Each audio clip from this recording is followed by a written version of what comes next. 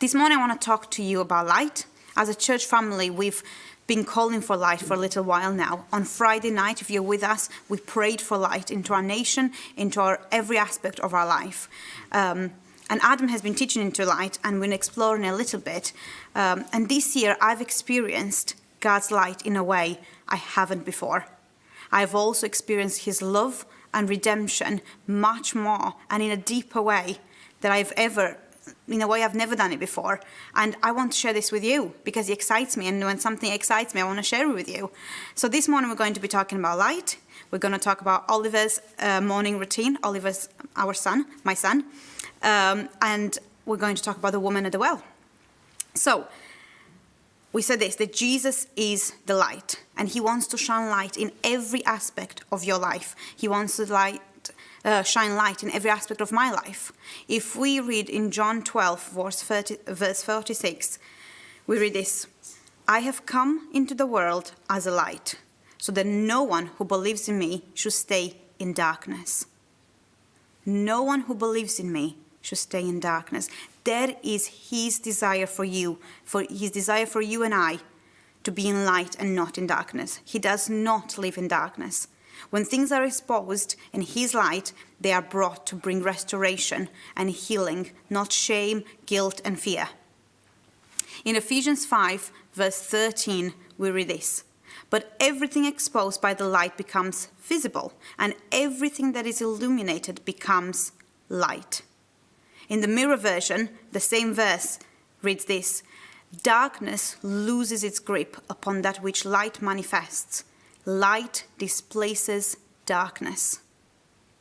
The purpose of bringing things into light is to get them out of darkness, is to turn them into light and not to be punished, not to be shamed, not to be exposed. The purpose of it is to bring restoration.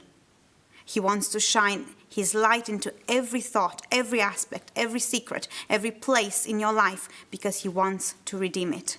He wants to restore it. He wants to make it whole. That's the only reason, for your benefit. By bringing things into light, we allow them to be known and we voice them, but God already knows them. He's always been aware of them. He always knows them. We still maybe believe this little lie that I can show God all these beautiful rooms in my house, but I'll have that one tiny little cupboard, that one tiny room that I'm going to hide, and it's nice and dark in there, and only I know it's in there. That is a lie, because God knows it all, inside out. There is no room, there is no little cupboard like you might have at home, the one that you shove everything before someone walks through the door. Well, nobody's walked through your door lately, but you all have that drawer that you might just put everything in. But with God, we can't do that. He knows it all. He sees it all. Nothing is a surprise for him. You're not going to be like, by the way, God, I need to tell you something. God is like, oh, no. Because he knows it. He's already known it. He's always known that. But walking in light means giving someone authority to speak into your life, to help you, to rebuke you at times, to encourage you, and to be with you. We call this process discipleship. It's a process by which we are changed to be more like Jesus. Discipleship is what we as a church believe, and we as a family walk into more and more. This is what we know that God has called us to be in discipleship. Have you got anyone like that in your life? Have you identified them? Have you grown into relationship with them? Write it down. Maybe God is telling you right now who to think about. Who is that person? Why, have you not seen them in a while? Have you not caught up with them in a while? Write it down. I'm glad that Adam said earlier to get a pen and paper, because if you still have it out, there will be some things that I think God will want you to write down. So, one morning, I went into Oliver's room, and it was really early. Any parents out there relate? Yeah? Good. It was before 6. It was absolutely dark. It was... and sometimes I can manage to go into his room and, I'm like, shh, Oliver, it's still nighttime. But this morning, as soon as I entered the room, he was like, light, mommy, out, light. And I'm thinking, he wants me to put the light on. I really did not want to do this, because as soon as I put the light on, he will definitely be awake. If he wasn't awake now, I mean, he's bouncing off the walls, but if he's not awake now, he's definitely going to be awake when I put on the light. And I just wanted to be in the sleepy state a little bit longer. Do you know what I mean? Like when you wake up sometimes in the middle of the night and you realize it's still just 2 a.m, you're like, yes, I still have so much more sleep, and you can get back cozy. And well, I wanted to be in that state. I wanted him to go back to sleep. I wanted to get a little bit more darkness. And I knew the light would wake me up, and I knew the day will start. So I wasn't ready for that yet. But he carried on asking. So I was like, okay, let's put the light on. So I walk over and I put the light on. And as soon as I turn the light on, he's like, oh, mommy, hurting my eyes. Because the light was very bright. The light was just kind of like, he wanted the light, but it's like, oh, my eyes are like, you feel blinded a little bit. It took a little bit of time to adjust. It took a bit of time for my eyes to adjust, and we needed a few seconds. But after a few seconds, we started looking around, and we adjusted. Our eyes adjusted to the light, and he started looking around to see some toys. Oh, mommy, car. Oh, mommy. And the more time passed, and his eyes adjusted to this new light, the more toys and things he saw around the room. The light wasn't hurting anymore. Now the light was good. The light was helping us play and see all the good things in the room. So why am I telling you this story? Because I believe it's a good representation of God's light in our lives. We might hear about this light that shines into every corner of our lives, but we might be reluctant to let it in. We might be a bit reluctant to turn the light on. It feels comfortable not to. It's cozy. In the dark, you don't have to see everything. The day doesn't have to start just yet. It's just, warm, especially in the winter mornings. Who wants to put the light on to start the day? But, I felt nice and comfortable in the dark. I wasn't ready to be awake yet. I wasn't ready to see everything. So I wanted to keep the light off for a little longer. And we do that in our own lives. We sometimes want to keep the light off for a little longer. But we read earlier that light displaces darkness. There is no place for darkness. Jesus is the light. It's not like he brings light. He is the light. There is no place for darkness. When light is shone and the initial pain has been removed, we start seeing the good things in the light. Like Oliver saw his toys. The light brought those exciting things that he wanted to play with. Excuse me. But here's the thing. Not shining the light doesn't make the things not there. It doesn't make them disappear. It just makes them not seen. And when the light is shone, it might hurt a little. It might be a bit too bright. It might need time to adjust. I'm going to share with you today a little testimony of God bringing something to light this year. He's brought plenty of things into light, but the most recent one, a few months ago, I think it was June, we were still doing church on Zoom. The last time we were doing church on Zoom. And Adam was sharing about things being brought into light. I think he did a series on it. It's an amazing word. Go back on YouTube and read again on it. It's on June 28th. It was amazing. Go and listen to it. And anyway, so I was listening, and I was at home with Oliver, and I was cleaning, and Oliver was playing. I was like, yeah, this is a great word. Amen, amen. And then even doing the word, I was like, I'm going to ask God. Adam was saying that God wants to shine into every corner of your life. He wants to shine light. So as I was listening, I prayed, God, is there anything you want to light some, to shine some light into my life? Thinking, there isn't. Or it might be something a bit small, or something like, a good bad. When you're interview, I care too much. Or, I'm too organized. And so I'm feeling quite good about myself. And I'm cleaning. I'm like, oh, Lord, if there's anything you want to show me. And then the guy's like, bam. Little did I know that God did have something he wanted to reveal to me. Something to be brought into light. Something that needed healing, restoration, and reconciliation. Something that's been there for a while. And God in his goodness and grace has not forced it down me and made me deal with it. I think that was the first thing that I kind of got hit with. Yes, the light was bright and I was like, oh, my eyes. But at the same time, I was like, wait a second. God has only brought this into light when I asked him. He didn't force me every day like, you need to deal with this, you need to deal with this, we need to deal with this. Because even though he saw the pain and he wanted me to be restored, he waited. He is just an amazing God. He waited for me to be ready. He waited for me to ask, to reveal, and bring it into light. What an amazing Father he is. He is loving me, accepting me, even when I can't see what he sees. he was waiting on me and loving me in the meantime, the same way. Anyway, so as soon as these things were revealed to me, it felt like Oliver in his room, like bright, eyes hurting.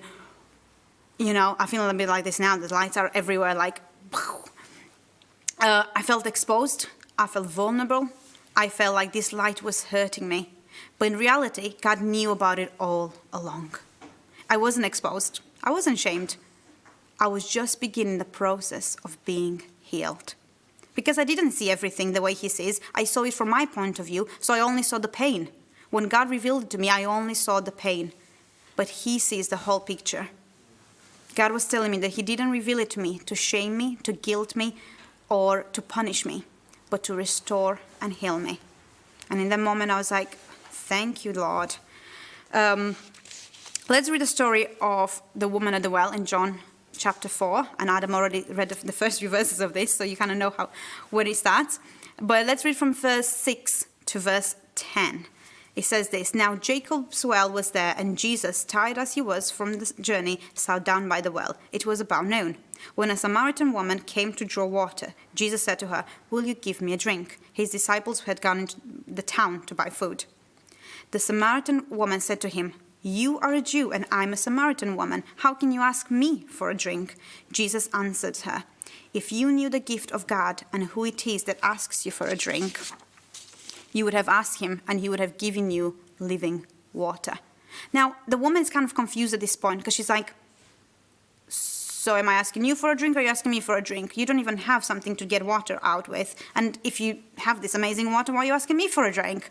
They have this conversation and she's just not really sure what's going on. But God is telling her that Jesus is telling her that he can offer her the living water, that whoever drinks from this water will not be thirsty again. And in verse 15, we carry on reading. The woman said to him, "Sir, give me this water so I won't get thirsty and have to keep coming here to draw water." He told her, "Go call your husband and come back."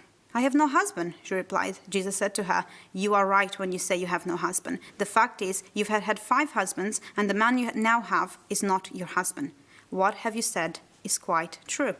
"Sir," said the woman, "I can see that you are a prophet." She recognized who Jesus was because he brought light into her life. He didn't do it to shame her, but to give her living water. Jesus knows her, really, really knows her. The way maybe the people in the village that known her entire life don't know her. But he knows her and loves her. Loves her as she is, loves her where she is at. And he brings her into light. He offers her the living water. Jesus wants me and you to have this living water because he knows it all. He knows it and he loves you. Shining light into our lives, it's always for our benefit, for us to receive this water. Never to shame, never to guilt. And this light helped me see something. It kind of revealed something, but that wasn't the end. The light revealed something, and its purpose is to bring restoration and healing. But what I do with that is up to me. What I do with all that God has revealed to me is up to me. The pain gets revealed and needs to be shared in order to receive healing, freedom, and restoration. We must let light expose the good things. The good things are waiting. The good things are in the light, not in the darkness. Freedom, release of pain, release of anxiety, release of fear, they're all in the light of Jesus. So, back to my story. I knew I had to bring this thing to light, and not just in between me and Jesus, because I knew about it, Jesus knew about it, like that was the first step. I knew I needed to bring it before somebody. And when we say bringing things to light, we're talking about firstly admitting to ourselves, and laying it before Jesus, but also before somebody else, someone that loves Jesus, that walks with him, that is further on than you. And I know that in this family, we have at least 10 people like that. At least. Much more. Adam's saying much more. Sorry. Much more. Many more people. But at least that. Which means you always have somebody near you that can be this person for you. So who do you have like that in your life? I've asked this question and I'm going to carry on asking because I think it's probably the starting point If you haven't done this already, who do you have in your life like that? Bringing to light made me feel anxious because the track record I had when things were brought to light was that I will be in trouble, I will be shamed, I will be exposed. Because we all long to be known and to be loved. But we're also afraid of being known. We're afraid of being known because perhaps of past experiences where we were known and not loved, or the ongoing questions, or if I am known, will I still be loved? And that might be your experience, but that is our experience as people with other people. God does not bring things into light for any of those reasons. But it does need to be brought into light in order for the pain to be removed. He doesn't want me to live with this pain.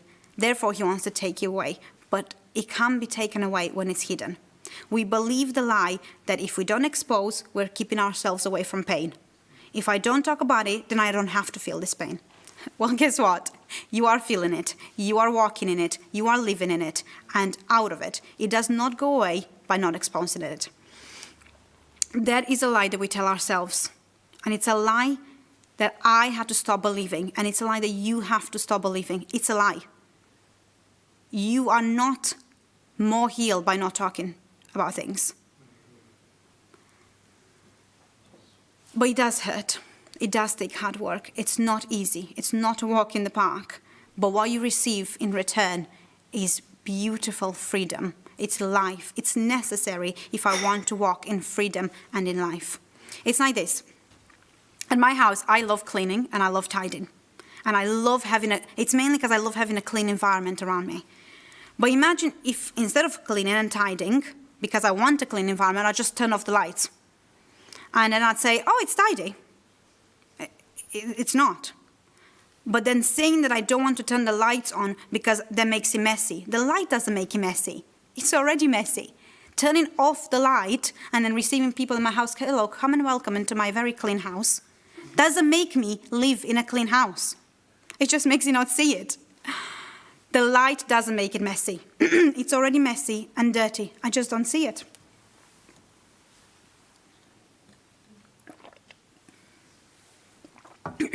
But I'm living with the effects of it. Because I might trip over mess. It might smell. And I can't really use my house to the full of its ability because it's dark all the time. Only when I turn on the light and get painfully realistic about what's there. And I can start cleaning and tidying and actually have a clean and tidy house, like I say I like to have. You are a beautiful creation, designed by the most amazing architect. You have a purpose. But more often than not, this purpose, this thing that God has placed inside of you, gets hidden under pain, under anxiety, fear, trauma, worries, questions, what ifs, voices, you name it. I've been there.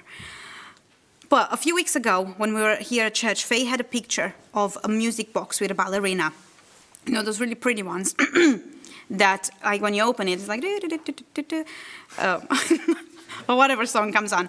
And she explained that the ballerina can only start dancing and the music can start playing when the lid gets lifted.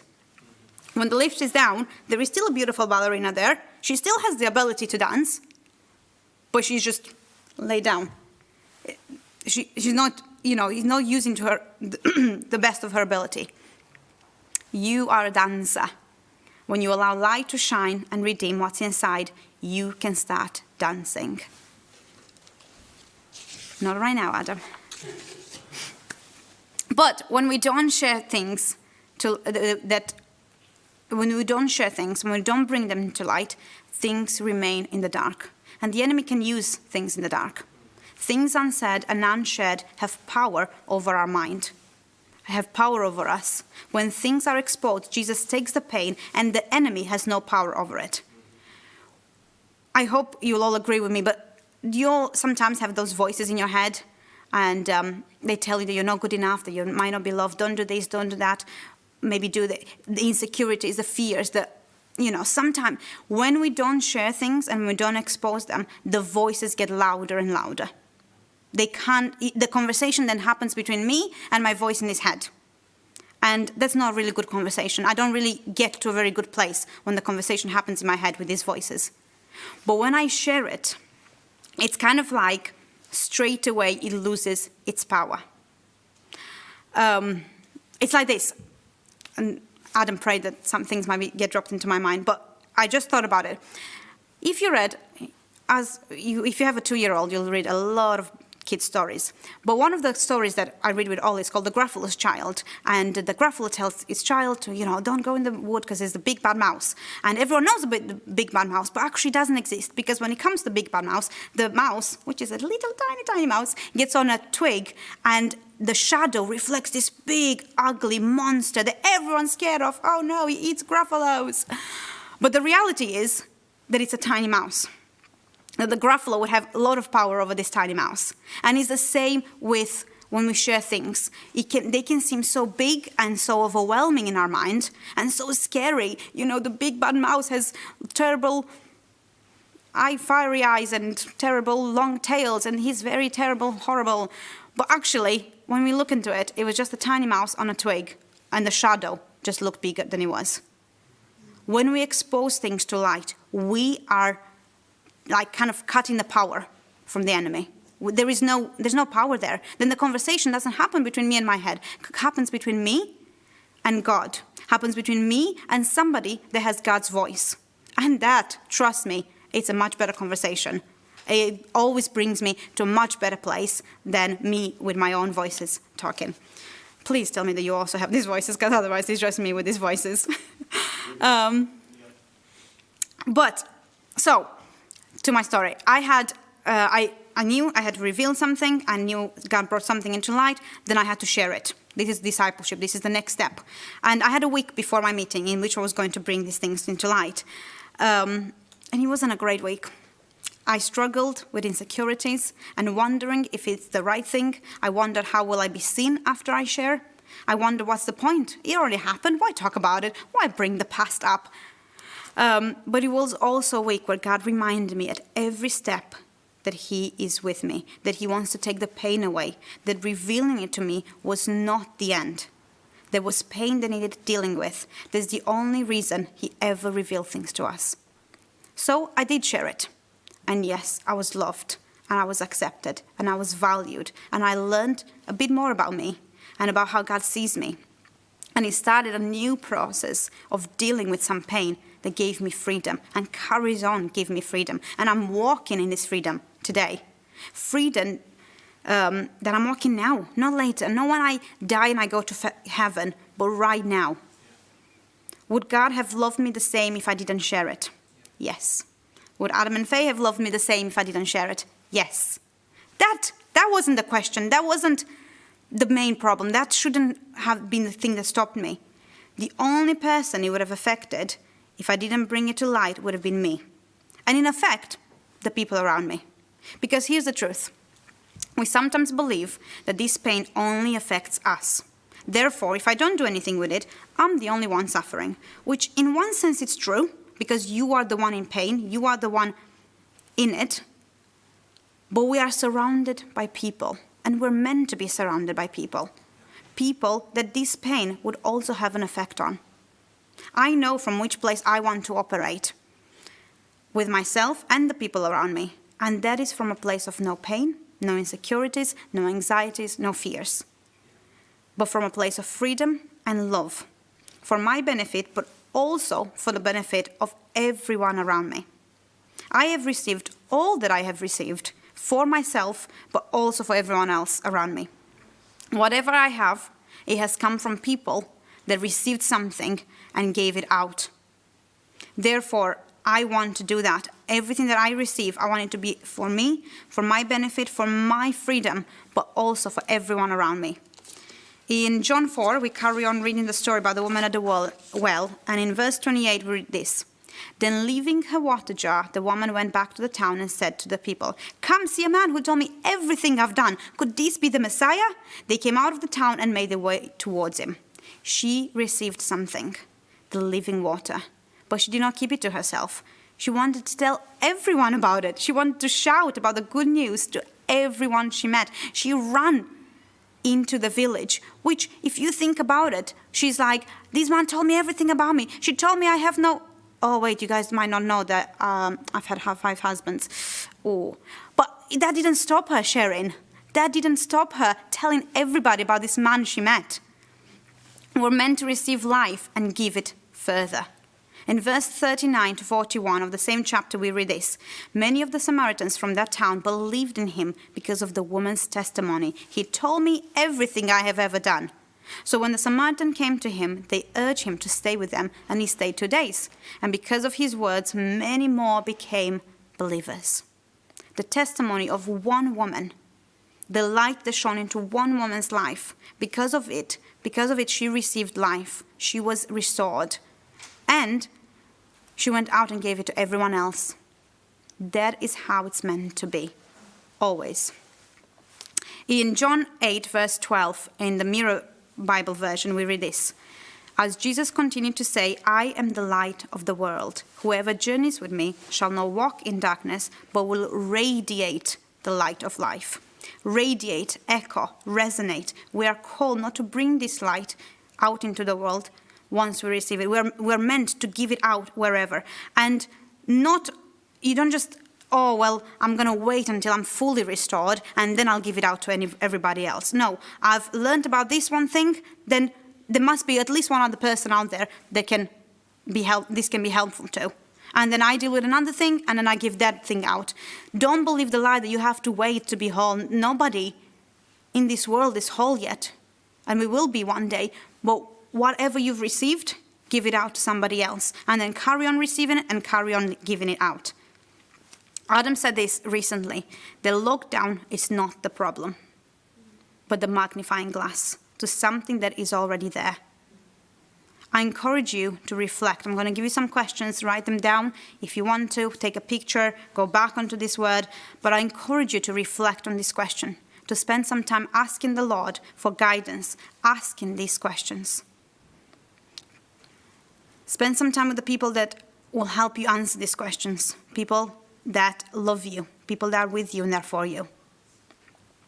First question, what is a magnifying glass highlighting? What is it bringing into light?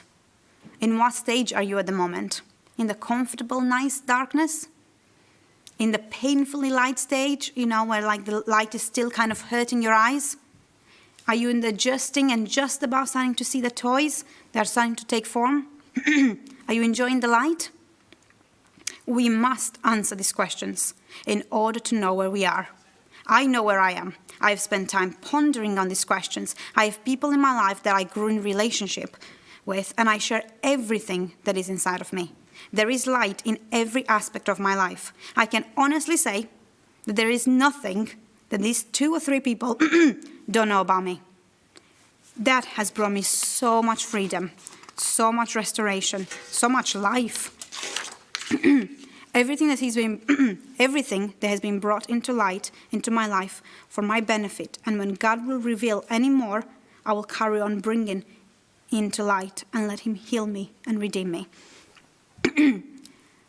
When the light that I put on in Ollie's room, it seemed super bright. It seemed like the brightest star in the world. But the truth is, it was just the tiniest, night light that he has. And once we adjusted to the light, it actually was still pretty dark. And then God will reveal some more light. We went out the room, there was brighter light, and we went downstairs and it was the sun. And the light keeps shining and gets brighter. Always allow more light in. There's always more. It's a journey. I encourage you to read over these questions, to think of them, to ponder them, to talk to somebody about them. Thank you so much for being here, for listening. And I hope you enjoyed it as much as I did.